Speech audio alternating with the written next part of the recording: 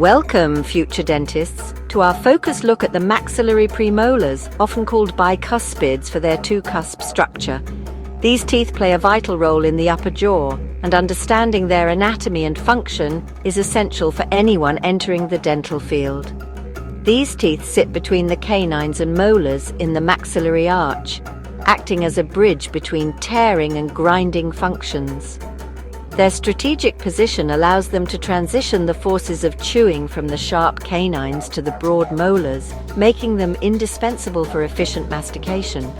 The first premolars are teeth numbers 5 and 12. The second premolars are 4 and 13 in the universal numbering system.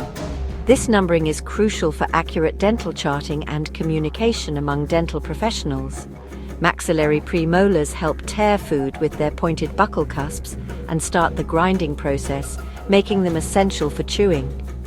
Their unique cusp anatomy allows them to handle a variety of food textures, contributing to a balanced diet and proper digestion. They also support the cheeks and are visible in a wide smile, contributing to facial aesthetics. Healthy premolars help maintain the natural contour of the face, preventing a sunken appearance and supporting confident smiles. These are succedaneous teeth, replacing the primary maxillary molars between ages 10 and 12. Their timely eruption is a key milestone in dental development, ensuring the arch is filled and functional as children grow. Their eruption is crucial for proper arch alignment and occlusion. Without them, spacing and bite issues can arise, affecting both function and appearance. Today we'll break down the unique anatomy of the first and second maxillary premolars, compare their features, and discuss their clinical relevance. Understanding these differences is vital for diagnosis, treatment planning, and restorative procedures. By the end, you'll be able to confidently identify these teeth in the mouth, on a typodont, or in a radiograph. Let's get started on mastering the bicuspid bridge together. The maxillary first premolar stands out for its angular, robust shape and a set of prominent anatomical features that make it unique among the teeth in the upper jaw. Its structure is not only distinctive, but also functionally important, playing a key role in both aesthetics and mastication.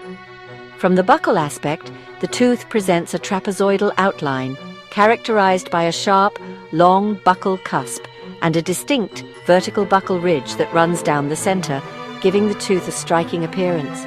Notably, the mesial slope of the buccal cusp is slightly longer than the distal slope, a subtle but important detail for identification. On the lingual side, the cusp is noticeably shorter and less pointed, which allows the buccal cusp to remain visible even from this angle, emphasizing the tooth's unique profile. A hallmark feature is the mesial concavity, a pronounced depression that extends from the crown onto the root surface, making this tooth especially distinctive in dental anatomy. The mesial marginal ridge is crossed by a developmental groove, which serves as another key identifier and is often used to differentiate this tooth from others during examination. In contrast, the distal surface is smoothly convex and lacks the deep depression seen on the mesial, providing a clear distinction between the two sides. When viewed from the occlusal aspect, the tooth reveals a hexagonal shape, a long central groove, and well-defined fossae, all of which contribute to its efficient function in chewing. Altogether, these anatomical features make the maxillary first premolar easy to distinguish from its neighbor, the second premolar, and highlight its importance in dental identification and function. The maxillary second premolar is more rounded and symmetrical than the first. Its buccal cusp is shorter and less pointed, and the buccal ridge is faint.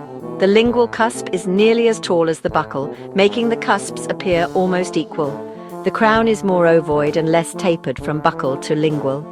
The mesial surface is convex and lacks the deep concavity or groove seen in the first premolar. Occlusally, it's ovoid with a short, irregular central groove and many supplemental grooves, giving a wrinkled appearance. These subtle differences are key for identification. 8. The maxillary first premolar begins calcifying around 1.5 years of age, marking the start of its development. This tooth typically erupts into the mouth at about 10 to 11 years old, becoming a key part of the permanent dentition. Its roots continue to develop and are usually fully formed by ages 12 to 13, ensuring the tooth is stable and functional. The maxillary second premolar starts its calcification process a bit later and generally erupts between 10 and 12 years of age, often following the first premolar. Its root formation is completed by around age 14, slightly later than the first premolar, which is important for dental planning.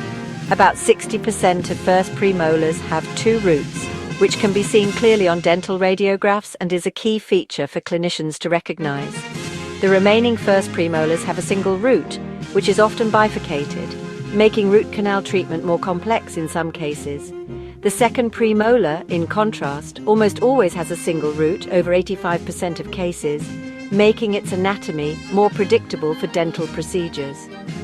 The pronounced mesial concavity of the first premolar complicates restorative work and can easily trap plaque, increasing the risk of periodontal issues if not carefully managed. Both premolars' roots are located close to the maxillary sinus, which is a critical consideration during extractions or other surgical procedures. Because of this proximity, extractions or endodontic work in this area requires special caution to avoid sinus complications or accidental perforation. Orthodontically, premolars are often selected for extraction to relieve dental crowding and create space for proper alignment of the remaining teeth. Therefore, understanding the unique root anatomy and developmental timeline of maxillary premolars is vital for safe, effective, and predictable dental treatment. Let's summarize the key differences. The first premolar is angular, with a hexagonal occlusal outline, a prominent buccal ridge, and a long, sharp buccal cusp, much taller than the lingual. Its deep mesial concavity and frequent bifurcated roots are signature features. The second premolar is rounded, with nearly equal buccal and lingual cusps, a faint buccal ridge, and a smooth, convex mesial surface. Its occlusal surface is ovoid and wrinkled with many supplemental grooves. The second premolar almost always has a single tapered root. Remember, first premolar, complex and angular, second, simple and rounded. Focus on cusp height, mesial anatomy, occlusal outline and root pattern for quick identification. 10.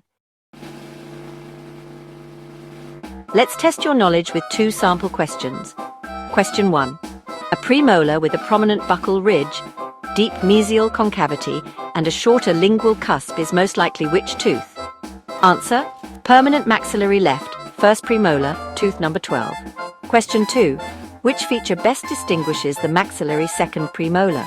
Answer: buccal and lingual cusps, nearly equal in height. Mastering these details is essential for both exams and clinical care. Keep practicing with typodonts, extracted teeth, and radiographs. Thanks for joining us. Good luck. 9.